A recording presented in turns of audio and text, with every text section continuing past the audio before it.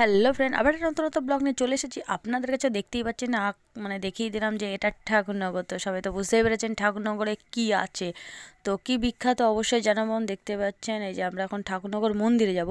তো মন্দিরে কি কি হয় না হয় সবই আপনাদের ডিটেলসে জানাবো। আর আমি ফাঁকা টাইমে গেছি, কারণ এই যে যে মাঠগুলো দেখতে পাচ্ছেন, এই মাঠে পুরো মাঠটাতে মেলা হয়। আর এই যে যে ঠাকুর বাড়ি, এখানটায় তোমার অনুষ্ঠান সব কিছু হয়। দেখতে পাচ্ছেন এখানে পুরো জমজমাট এলাকা, এখানে মানে একটা পা দাঁড় করিয়ে রাখার জন্য। আর এরা এত সুন্দর বাজাচ্ছে না ফ্রেন্ড, মানে ভাবার বিষয়। আপনাদের যদি দেখাতে পারতাম সেভাবে অবশ্যই দেখানোর চেষ্টা করব, যতটা পারছি দেখানোর চেষ্টা করছি।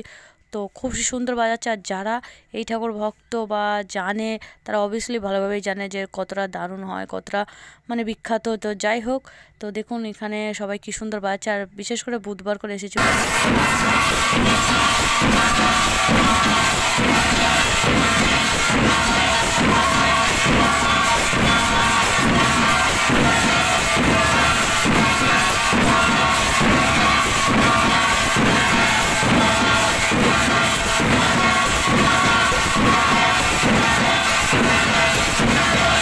সো গাইজ, তো দেখতেই পারলেন এই যে হচ্ছে এখন মন্দিরটা, মেন মন্দিরে আমরা এসে গেছি। এই হচ্ছে মন্দির, 3 তলা।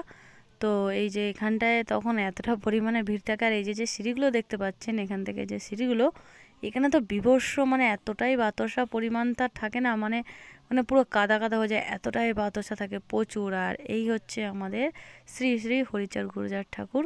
তো যারা যারা চেনে অবশ্যই জানবেন, বিষয়ে সব কিছুই জানবেন।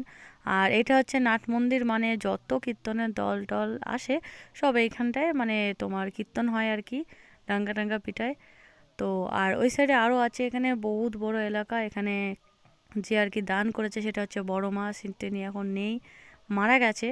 তো 2 বছর হয়েছে মারা গেছে এখন। আর এই গেটটা বন্ধ থাকে, আর কিছু করার নেই। যাই হোক, সে যে এতটা পরিমাণে তার সম্পত্তি দান করে গেছে, সেটাই আমাদের কাছে অনেক বড় প্রাপ্য।